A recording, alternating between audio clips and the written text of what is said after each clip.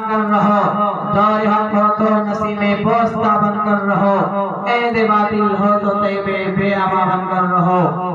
اے بے خبر تو آئینے گردش ایام ہے، بے خبر تو آئینے گردش ایام ہے، اس زمانے میں خدا کا آخری پیغام ہے۔ سب سے پہلی بات تو یہ ہے کہ جو لوگ ادھر ادھر بھٹک رہے ہیں ان سے میری گزارش ہے کہ آپ کے لیے کرسی خالی ہے، اللہ اور اس کے رسول کے لیے آپ اگر یہاں پر جمع ہوئے ہیں تو ہماری یہ ذمہ داری بنتی ہے کہ ہم آ کر کے بیٹھ کے کچھ سنیں۔ آپ سے گزارش ہے، پیچھے سامنے میرے آنکھوں کے سامنے کرسی رکھی ہوئی ہے جو خالی ہے، آپ آ کر کے ادھر بیٹھ جائیں اور سکون سے سنیں۔ ہم اور آپ اگر اللہ اور اس کے رسول کے نام سے جمع ہوئے ہیں، ہمیں نیک بننا چاہیے کہ نہیں بننا چاہیے؟ نیک بننا چاہیے۔ آج ہم آپ کے بیچ سے یہ کہہ کر جا رہے ہیں، آج ہم نے اور آپ نے یہ جو نفرت کی دیوار کھڑی کی ہے، ہم نے اور آپ نے یہ جو ٹولی بنائی ہے، ہم نے اور آپ نے جو گروپ بندی کی ہے، آج عالم بھی، جاہل بھی، عبادت گزار بھی یہ طے کر کے اٹھیے، رب قدیر ہم ان تمام برائیوں سے اپنے آپ کو پاک کریں گے، ان تمام برائیوں کو اپنی زندگی سے نکال کے پھینکیں گے انشاءاللہ۔ اور آپ کے بیچ سے میں یہ کہہ کر جا رہا ہوں، رب کریم سے دعا کیجئے، آج ہم نے اور آپ نے یہ جو گناہ میں ملبوس ہے، چاہے وہ زنا کی برائی ہو، چاہے وہ چوری کی برائی ہو، چاہے وہ شراب کی برائی ہو، چاہے وہ ماں باپ کے ساتھ بدسلوکی کی برائی ہو، چاہے وہ بیویوں کے ساتھ بدسلوکی کی برائی ہو، بیٹیوں کے ساتھ بد احترامی کی برائی ہو، جتنی بھی گناہوں کا میں نے تذکرہ کیا ہے، آج آپ سب یہ عہد کر کے اٹھیں کہ رب قدیر ان تمام برائیوں سے ہم اپنے آپ کو پاک کریں گے، تمام برائیوں کو نکال کر پھینکیں گے انشاءاللہ۔ جو لوگ زندہ ہے وہ ہاتھ اٹھا دیجئے پھینکیں گے، اور جو لوگ ہاتھ نہیں اٹھائے ہیں ہلا ڈولا کر کے دیکھیے وہ ہے یا چلے۔ میرے محترم، میں آپ کے سامنے زیادہ لمبی چوڑی تقریر نہیں کروں گا، کیونکہ مجھے معلوم ہے زیادہ لمبی باتیں کرنا زیادہ خطرناک ثابت ہو جاتا ہے۔ ایک جگہ ہوا کہ ایک مولانا صاحب کو تقریر کے لیے بلایا گیا، تقریر چالو 1 گھنٹہ 2 گھنٹہ ہو گیا، مولانا صاحب اٹھنے کو تیار نہیں، تو اسی مجلس میں سے ایک بوڑھے شخص اٹھے اور موٹا ڈنڈا لے کر کے بڑا مولانا صاحب کے طرف، تو سب لوگ گھبرائے آخر ماجرا کیا ہے۔ کسی نے پوچھا کہ مولانا آخر کیا ماجرا ہے؟ کہاں چلے بوڑھے میاں؟ کہا کہ مولانا آپ گھبرائیے مت، میں آپ کو کچھ نہیں کہوں گا، آپ کو جس نے بلایا ہے اس کا نام بتا دیں۔ تو میں نہیں چاہتا کہ میرے صدر کے ساتھ سامنے اور جناب حضرت مولانا ڈاکٹر عبید اللہ قاسمی صاحب کے پاس آپ لوگ اس حالت میں تشریف لے آئے۔ میرے پہلی بات تو یہ ہے، سب سے پہلی بات اللہ تبارک و تعالیٰ نے فرمایا ایک حدیث قدسی کے اندر، کنت کنزا مخفیا، میں ایک چھپا ہوا خزانہ تھا، فاردت ان اعرف، میں نے چاہا کہ میری پہچان ہو، فخلقت الخلق، اپنی پہچان کے خاطر میں نے مخلوق کو پیدا کیا، زمین اور آسمان کو بنایا، دھرتی اور آکاش کو سجایا، ستارے اور ہواؤں کے نظام کو پیدا کیا۔ ان تمام نظام کے بنانے کے پیچھے اللہ کا مقصد تھا کہ انسان اپنے پالنہار کو پہچان لے، انسان اپنے پروردگار کو پہچان لے، انسان اپنے پیدا کرنے والے کو پہچان لے۔ آگے اللہ تبارک و تعالیٰ نے فرمایا کہ ان فی خلق السماوات والارض، زمین اور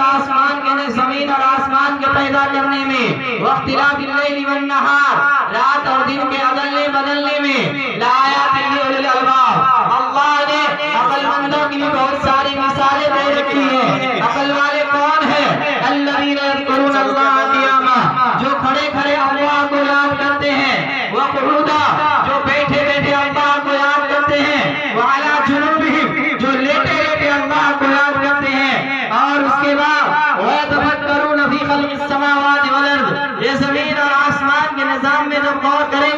خود بخود انسان کی زبان سے بات نکلے گی، ربنا ما خلقت ھذا باطلا، اے ہمارے پروردگار آپ نے اس نظام کو بیکار اور یوں ہی پیدا نہیں کیا، اس نظام کے پیدا کرنے کے پیچھے اللہ کا مقصد ہے، وما خلقت الجن والانس الا لیعبدون، میں نے انسان اور جنات کو اپنی عبادت کے لیے پیدا کیا ہے۔ اللہ کا مقصد یہ ہے انسان اپنے پالنہار کو پہچانے، انسان اپنے پیدا کرنے والے کو پہچانے، انسان اپنے پالنہار کو پہچان لے۔ اللہ تبارک و تعالیٰ قرآن کریم کے اندر خود اپنا تعارف فرماتے ہیں، للہ ملک السماوات والارض، یہ زمین اور آسمان کی بادشاہت اسی اللہ کے لیے ہے، یخلق ما یشاء، اللہ جو چاہتا ہے پیدا کرتا ہے، وَيَهَبُ لِمَن يَشَاءُ إِنَاثًا، اللہ جسے چاہے بیٹی عطا کرتا ہے، وَيَهَبُ لِمَن يَشَاءُ الذُّكُورَ، اور جسے چاہے بیٹا عطا کرتا ہے، اور يُزَوِّجُهُمْ ذُكْرَانًا وَإِنَاثًا، جسے چاہے بیٹا اور بیٹی دونوں دیتا ہے، وَيَجْعَلُ مَن يَشَاءُ عَقِيمًا، جسے چاہتا ہے بانجھ بنا دیتا ہے، إِنَّهُ عَلِيمٌ قَدِيرٌ، اللہ ہر چیز کو جاننے والا ہے، اللہ ہر چیز پر قدرت رکھنے والا ہے، تُؤْتِي الْمُلْكَ مَن تَشَاءُ، اللہ جسے چاہے بادشاہت عطا فرما دے، وَتَنزِعُ الْمُلْكَ مِمَّن تَشَاءُ، اللہ جسے چاہے بادشاہت چھین لے، وَتُعِزُّ مَن تَشَاءُ، جسے چاہے عزت کی چوٹی پہ پہنچا دے، وَتُذِلُّ مَن تَشَاءُ، جسے چاہے ذلت کے غار میں پہنچا دے، بِيَدِكَ الْخَيْرُ، اسی اللہ کے ہاتھ میں ہر قسم کی بھلائی ہے، بِيَدِكَ الْخَيْرُ، اسی اللہ کے ہاتھ میں ہر قسم کی بھلائی ہے، إِنَّهُ عَلَىٰ كُلِّ شَيْءٍ قَدِيرٌ، اللہ ہر چیز پر قدرت رکھنے والا ہے، اللہ ہر چیز کو جاننے والا ہے، قُلْ مَا شَاءَ اللَّهُ كَانَ، اللہ جو ما شاء اللہ کان، اللہ جو چاہتا ہے پیدا کرتا ہے،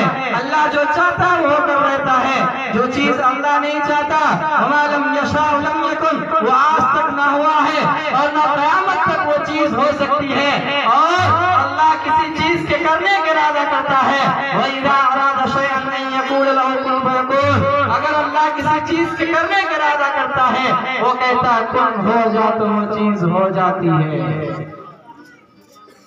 چنانچہ ایک صحابی اللہ تبارک و تعالیٰ کی تعریف بیان کر رہے تھے، آپ صلی اللہ علیہ وسلم کا وہاں سے گزر ہوا،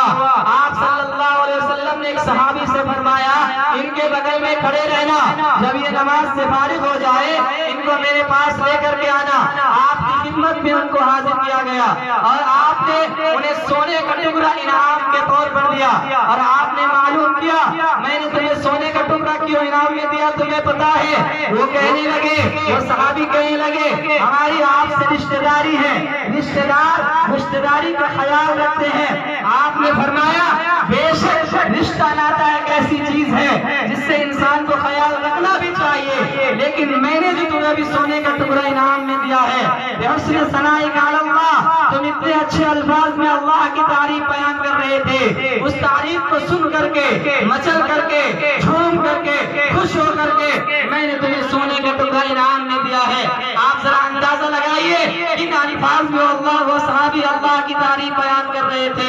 ذرا دل کے کانوں سنیں، وہ صحابی فرما رہے تھے یا اللہ تراہ العیون، اے اللہ جس کو آنکھیں نہیں دیکھ سکتی ہے کون اللہ کو دیکھ سکتا ہے؟ جب سے وہ زمین تیار کی اللہ تبارک و تعالیٰ نے، ایک موسیٰ علیہ السلام کا ذکر ہوا، ایک موقع پر اللہ تبارک و تعالیٰ سے درخواست کی ربی ارینی انظر الیک، یا پروردگار میں آپ کی زیارت آپ کا دیدار کرنا چاہتا ہوں، آپ نے اللہ نے فرمایا لن ترانی، موسیٰ تو نہیں، اور قیامت تک کوئی بھی دنیا کی آنکھ سے چونکہ مجھے نہیں دیکھ سکتا ہے، چونکہ دنیا کی آنکھوں میں نے دیکھنے کی صلاحیت نہیں رکھی ہے۔ آپ نے فرمایا موسیٰ علیہ السلام لاڈلے نبی تھے، پیارے نبی تھے، ضد پہ آ گئے، اصرار پہ آ گئے، کہنے لگے اللہ ایک دفعہ دکھا دیجئے، ایک جھلک دکھا دیجئے، تھوڑا سا دکھا دیجئے، تو اللہ تبارک و تعالیٰ نے موسیٰ علیہ السلام سے فرمایا 5 منٹ اپنی بات کو ختم کرتا ہوں۔ موسیٰ علیہ السلام نے اللہ تبارک و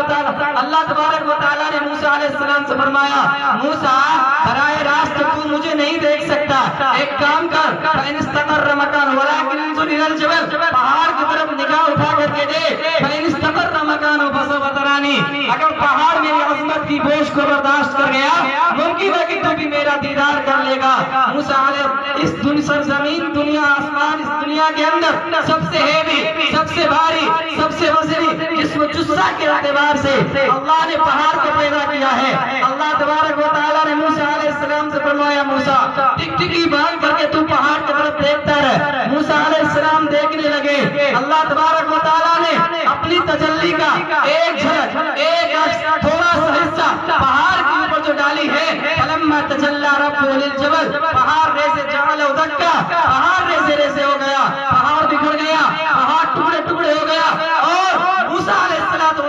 के ऊपर जो उसका अक्स पड़ा, मूसा अलैहिस्सलाम जमीन पर गिर करके बेहोश हो गए। वक़र्र मूसा सईक़ा, मूसा अलैहिस्सलाम जमीन पर गिर करके बेहोश हो गए। तो सहाबी क्या कह रहे थे? या अल्लाह तराहुल, ऐ वो अल्लाह जिसको आंखें नहीं देख सकती है, ऐ वो अल्लाह जिसकी तारीफ बयान करने वाले नहीं बयान कर सकते हैं, कौन अल्लाह की तारीफ बयान कर सकता है? ऐ वो अल्लाह जो पहाड़ों के वजन को जानता है, ऐ वो अल्लाह जो बारिश की बूंदों की तादाद को जानता है, ऐ वो अल्लाह जो दरख्तों की पत्तों की तादाद को जानता है, ऐ वो अल्लाह, ऐ वो अल्लाह जो दरख्तों की पत्तों की तादाद को जानता है, ऐ वो अल्लाह।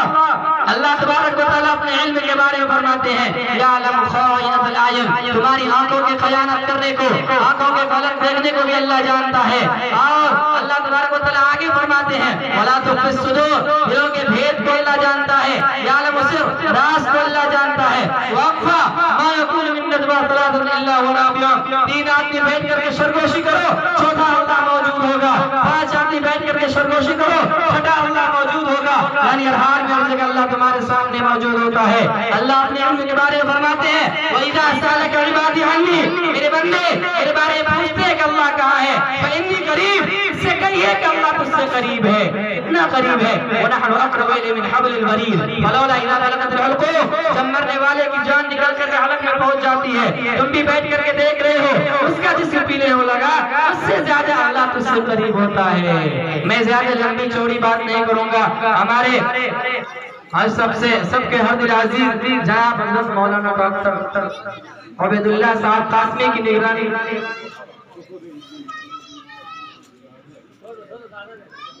जनाब हज़रत मौलाना उबैदुल्लाह कासमी साहब की निगरानी में मुझे बोलने का हुक्म दिया गया था। और मैं हजरत से गुजारिश करता हूँ कि ये मेरी बहुत बड़ी सआदत है कि मैं हजरत के ही तवस्सुल से मुझे यहाँ बोलने का मौका मिला। ये मेरी खुशकिस्मती है कि मुझे अपना पिछला सबक दोहराने का मौका मिला। मैं गुजारिश करता हूँ कि मेरी गलती पे नज़रसानी करेंगे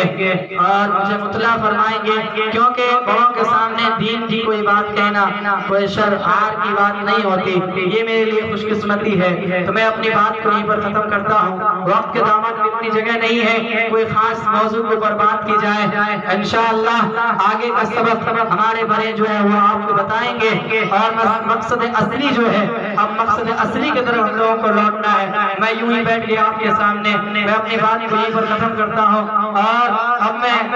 इस प्रोग्राम को आगे बढ़ाते हुए जनाब हसन गजाली साहब जो मदरसा रसीदिया से तशरीफ लाए हैं, आपके सामने मैं गुजारिश करता हूँ बड़े अदब और एहतराम के साथ वो आए। रशीदुल उलूम चतरा से तशरीफ लाए,